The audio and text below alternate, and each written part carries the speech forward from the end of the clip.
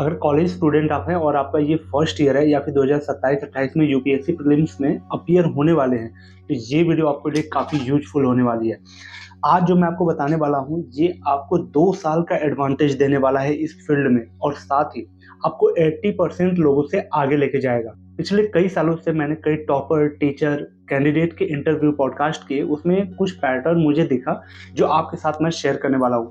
देखो, इस फील्ड में ना, यूपीएससी की फील्ड में ना, 2 सबसे बड़े फैक्टर है जो आपको सक्सेस के क्लोज टू लेके जाते हैं। पहला है आपका सिलेबस, दूसरा है आपका पीवाईक्यू। जो सारे टीचर टॉपर की बात का निचोड़ निकला ना, ये निकला था कि आपको अगर यूपीएससी क्रैक करना है तो आपको पीवाईक्यू पे आपकी बहुत तगड़ी पकड़ होनी चाहिए। इसका सॉल्यूशन मैं इस वीडियो में आपको देने वाला हूँ। देखो, ये फोरम आईएएस की 35 ईयर की पीवाईक्यू की बुकलेट है सारे सब्जेक्ट की। जी आपको ना 80% लोगों से जरूर आगे लेके जाने वाली है। और तीसरा फैक्टर, जब आप ग्रेजुएशन आपका हो जाएगा फिर आप कोचिंग के चक्कर में नहीं पड़ोगे जहाँ पे 1 लाख 2 लाख की फीस देनी होती है हैवी। आपका दिमाग पूरी तरीके से क्लियर होगा। देखो, ये टोटल 7 बुकलेट हैं जो आपके यूपीएससी में कोर पिलर है ना, मतलब कोर सब्जेक्ट है, उनके सारी ये थीम इसमें एक साथ कंपाइल की हुई है। तो देखो, ये पहली बुकलेट 35 ईयर के पीवाईक्यू है इंडियन पॉलिटी एंड गवर्नेंस के, ठीक है, जिसमें कि 1150 क्वेश्चन आपको मिलेंगे। दूसरा जनरल जियोग्राफी, जिसमें 1050 क्वेश्चन मिलेंगे 35 ईयर के PYQ. Economics and social development and agriculture, इसमें भी 1050 question. Ancient and medieval history, art and culture में again 1250 plus question. History of modern India में ये साइंस टेक है, इसमें 1100 प्लस क्वेश्चन। और ये है सीसैट के लिए, जिसमें कि ये 14 साल का पीवाईक्यू है 1550 क्वेश्चन के साथ में। अब देखो, इन 35 साल के पीवाईक्यू से आपको क्या मिलने वाला है। जो जैसे मान लो इंडियन पॉलिटी एंड गवर्नेंस का स्टैटिक्स पोर्शन है, और इसमें करंट अफेयर हर मंथ का, ईयर का क्या ऐड किया जा रहा है, इसका आपको रेशियो पता चल जाएगा इन बुकलेट से। इसके साथ ही जब आप इनको सॉल्व करते हो ना, तो आपको रिपीटेशन आइडियाज हो जाता है कि कौन से एरिया ज़्यादा रिपीट हो रहे हैं। जैसे मान लो कि हिस्ट्री में 20 चैप्टर है, 20 चैप्टर में हो सकता है कि सिर्फ 8-10 चैप्टर से ही 80% क्वेश्चन आ रहे हो, और 12 चैप्टर से सिर्फ 20% क्वेश्चन आ रहे हो। तो आपको ज़्यादा इफर्ट स्टार्टिंग के उन चैप्टर पे लगाने हैं जो ज़्यादा से ज़्यादा क्वेश्चन जहाँ से आ रहे हैं। खैर, छोड़ना कुछ नहीं है, लेकिन हम ज़्यादा वहाँ पे अपना इफर्ट लगाएंगे जहाँ से ज़्यादा क्वेश्चन आ रहे हैं। इससे आपको 100% पता चल जाएगा थीम आपको। इसके साथ ही स्टेटमेंट वाले जो क्वेश्चंस आते हैं ना, जहाँ पे बहुत सारे कैंडिडेट फंस जाते हैं, इसमें आपका क्लियर हो जाएगा। क्योंकि 100 क्वेश्चन करने वाले में और 1000 क्वेश्चन करने वाले में बहुत अंतर होता है। आपको सीधी थीम पता चल जाती है कि कहाँ से क्वेश्चन रिपीट हो रहे हैं, कहाँ से क्वेश्चन आ रहे हैं, मुझे कौन से एरिया पे ज़्यादा एफर्ट देने की ज़रूरत है। देखो, जैसे पहली बुकलेट है इंडियन पॉलिटी एंड गवर्नेंस की, तो पॉलिटी से रिलेटेड कितने क्वेश्चंस आए हैं, यहाँ पे आपको एक ट्रेंड एनालिसिस मिलेगा कि 2012 में कितने क्वेश्चन आए थे, 2010 में कितने क्वेश्चन आए थे, 2016 में कितने क्वेश्चन आए थे। ये लेटेस्ट वाली ही एडिशन है, आपको अपडेटेड ही मिलेगा। जैसे 2025 में पॉलिटी से 16 क्वेश्चन आए थे, ठीक है। तो ये आपको एक ट्रेंड एनालिसिस मिल जाता है कि किस बुकलेट की कितनी इंपॉर्टेंस है। उसके बाद पॉलिटी का ये इंडेक्स है कि पॉलिटी के जो भी सिलेबस है यूपीएससी सीएससी के, मेजर टॉपिक, छोटे छोटे टॉपिक, मतलब मेन टॉपिक को भी माइक्रो टॉपिक में यहाँ पे ब्रेक किया हुआ देगा। उसके बाद इस तरह का देखो इनका क्वेश्चन होगा। पहला क्वेश्चन देखो इंडियन पॉलिटी एंड गवर्नेंस का, जिसमें माइक्रो टॉपिक ये कवर किया हुआ है, इंट्रोडक्शन टू द कॉन्स्टिट्यूशन। ये एक माइक्रो टॉपिक हो गया पॉलिटी का। ये पहला क्वेश्चन 2024 में आया हुआ, ये भी 2024 का। 2023 का क्वेश्चन देखो, 21 का क्वेश्चन, 21 का क्वेश्चन।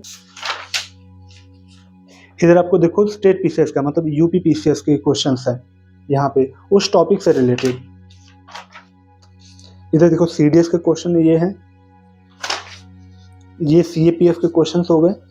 मतलब ये जो टॉपिक है ना, उससे रिलेटेड ये सारे क्वेश्चंस इसमें आपको एक ही जगह पे मिलेंगे, जिसमें कि टोटल क्वेश्चन उस टॉपिक से रिलेटेड टोटल 143 क्वेश्चन कवर किया हुआ है। उसके बाद इनका एक्सप्लेनेशन स्टार्ट होगा कि जैसे ये जो क्वेश्चन है इसमें कौन सा गलत था, कौन सा सही था, वो सारा यहाँ पे एक्सप्लेन किया हुआ आपको डिटेल में मिलता है, ठीक है। देखो इनका डिटेल में एक्सप्लेनेशन। देखो, ये जगह जगह पे एक इम्पोर्टेंट टिप्स करके ये बॉक्स आपको मिलता चलेगा। ये क्या है कि उस पर्टिकुलर क्वेश्चन में अगर कुछ वैल्यू ऐड करनी है, कुछ एक्स्ट्रा फैक्ट की ज़रूरत है, तो वो यहाँ पे इम्पोर्टेंट टिप्स में आपको ये मिलता चलेगा, ठीक है। ये आपको उस क्वेश्चन में वैल्यू एडिशन का काम करेगा, मतलब आपके उस क्वेश्चन को और इनरिच करेगा। तो इस तरह से ये टॉपिक वाइज सारे हैं। सेम जैसे ज्योग्राफी में भी आपका वही फॉर्मेट है।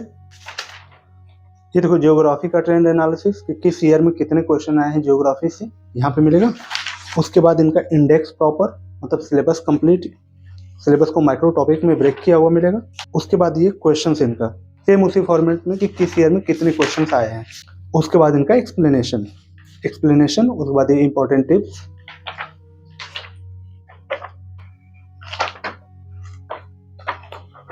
अगर आप बीए बीएससी या फिर अपने ग्रेजुएशन में हो तो आप अभी से अपने पीवाई को स्टार्ट कर दो। जब आपका ये कॉलेज खत्म होगा, आपको किसी कोचिंग के पीछे भटकने की जरूरत नहीं पड़ेगी। आपका दिमाग पूरी तरीके से क्लियर होगा कि मुझे क्या पढ़ना है, कहाँ से क्वेश्चन आ रहे हैं। और इसके साथ ही कोचिंग की ना बहुत हैवी फीस है। अगर ऑफलाइन की बात करें तो 1 लाख 2 लाख के आसपास आपको फीस देनी पड़ती है। हाँ, इसमें आपको इतनी फीस नहीं देनी पड़ेगी। अगर आपका फिर भी बेसिक कमजोर होता है ना, तो आप सिर्फ और सिर्फ ऑनलाइन किसी मेंटर के साथ जुड़ के अपनी पूरी प्रिपरेशन इजीली कर पाओगे। आपको सीधे वो लैंग्वेज पता चलती है, उनके पैटर्न पता चलते हैं कि किस तरीके से यूपीएससी अपने क्वेश्चंस को फ्रेम करती है, किस तरीके से कैसे वेटेज को अपने मेंटेन करती है, कौन सा सब्जेक्ट का वेटेज ज्यादा देती है, कौन सा सब्जेक्ट का वेटेज कम देती है। देखो, आप पढ़ाई तो कर रहे हो अपने कॉलेज में, आपको सिर्फ ये कहना है कि सिर्फ 1-1.5 घंटा आप इन पीवाईक्यू को देखते चलो, एनालिसिस करो। देखो, बहुत सारे लोग ना सिर्फ एनसीईआरटी पढ़ेंगे, वहां पे ना आपको एक डायरेक्शनल स्टडी नहीं है। आप पीवाईक्यू के साथ में अगर एनसीईआरटी पढ़ते हो तो ये आपकी राइट डायरेक्शन होगी।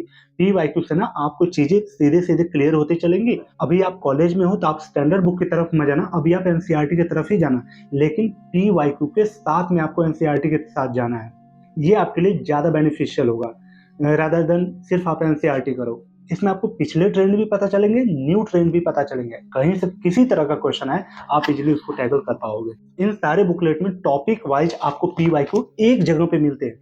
जैसे पॉलिटी में कई सारे चैप्टर हैं, उन चैप्टर को माइक्रो चैप्टर में बांटा हुआ है और हर चैप्टर का एक एक जगह पे 100, 150, 200 ऐसे करके टॉपिक वाइज आपको पीवाईक्यू एक ही जगह पे मिल जाएंगे। तो आपको रैंडम इधर उधर से ना पीवाईक्यू कलेक्ट नहीं करना पड़ेगा। देखो, आप अपने कॉलेज में ऑलरेडी नोट्स बना रहे होंगे, लेकिन यहाँ पे अभी आपको नोट्स बनाने की जरूरत नहीं है। आप 1 साल सिर्फ पीवाईक्यू को देखिए, एनालाइज करिए, थीम समझिए, पकड़िए, ठीक है। अभी नोट्स बनाने की आपको जरूरत नहीं है। अगर आप 2027-28 में अपीयर होने वाले हैं तो कुछ अगर स्टडी की थोड़ी सी बात करें, माइंड फ्रेमिंग की, तो आप इस तरीके से कर सकते हो। जैसे अपने फर्स्ट ईयर में आप एनसीईआरटी और ये पीवाईक्यू साथ में पढ़े, सेकेंड ईयर में आप इन पीवाईक्यू को और इनके टेस्ट सीरीज को आप लगा सकते हो, और थर्ड ईयर में आप रिवीजन के साथ प्रैक्टिस सेट अपने लगा सकते हो।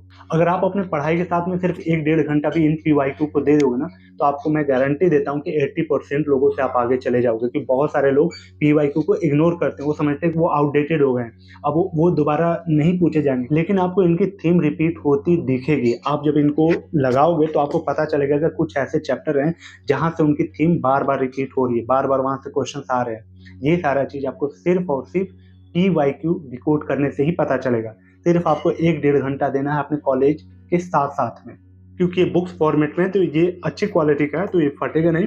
आप इजीली अपने कॉलेज के साथ साथ इससे पढ़ाई कर पाओगे। ये वन टाइम में आपका लॉजिकल इन्वेस्टमेंट होगा, ताकि यहाँ से आपकी पकड़ अच्छी बन पाए। देखो, इन पीवाईक्यू से ना आपको एक अपना अटेम्प्ट का जोन पता चल जाएगा कि मुझे पेपर में कितने अटेम्प्ट करने हैं। जैसे इससे आपको ये भी पता चलेगा ना कि कितने क्वेश्चन सेफ आते हैं। जब कई सारे पीवाईक्यू आप इन बुकलेट से करते हो, तो आपको ये पता चल जाएगा कि कितने सेफ क्वेश्चन आते हैं एग्जाम में, कितने रिस्की क्वेश्चन आते हैं, और कितने हम गेस कर सकते हैं, लॉजिकल गेस कर सकते हैं। इस तरह के कितने एलिमिनेशन टाइप के कितने क्वेश्चन आते हैं, ताकि मैं एलिमिनेट स्मार्टली कर पाऊँ, ठीक है। तो ये तीनों फैक्टर आपको पता चलेगा, सेफ क्वेश्चन का, रिस्की क्वेश्चन का और लॉजिकल गेस का क्वेश्चन कितने आते हैं। ये तीनों फॉर्मेट आपको इन बुकलेट से पता चल जाता है। देखो, बहुत सारे लोग करंट अफेयर को लेकर वरीड रहते हैं, लेकिन मैं आपको अगर बताऊं तो इनमें जब आप इनको बुकलेट को करोगे ना, इन पीवाईक्यू को करते हो, तो आपको एक ये थीम पता चलेगी कि किस बुकलेट में ज्यादा करंट अफेयर की जरूरत है और किस बुकलेट में करंट अफेयर की जरूरत ही नहीं है,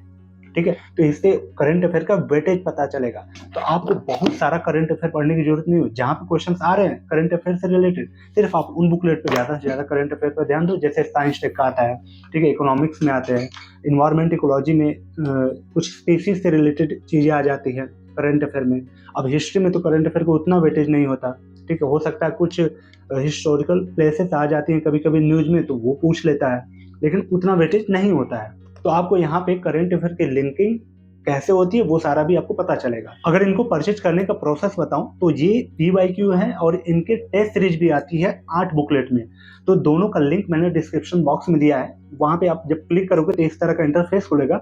यहाँ पे कूपन कोड आप स्टूडेंसी डालना, आपको मैक्सिमम डिस्काउंट इन बुकलेट पे मिल जाएगा, ठीक है। फिर अपना प्लेस ऑर्डर करके प्रॉपर एड्रेस भर के आप यहाँ से परचेज कर सकते हो। मैक्सिमम 4 से 5 दिन में आपके घर तक ये पार्सल पहुंच जाता है। होप ये वीडियो आपको अच्छी लगी, कैसे लगी कमेंट करके जरूर बताएं। अगर कुछ डाउट हो PYQ से रिलेटेड या आप किस ईयर में अटेम्प्ट देने वाले हैं, कुछ इस तरह के अगर कॉमन डाउट होंगे कमेंट आप जरूर कर देना, मैं उसका रिप्लाई जरूर करूंगा। मिलते हैं अगले किसी टॉपिक के साथ में, तब तक के लिए thank you so much and bye bye.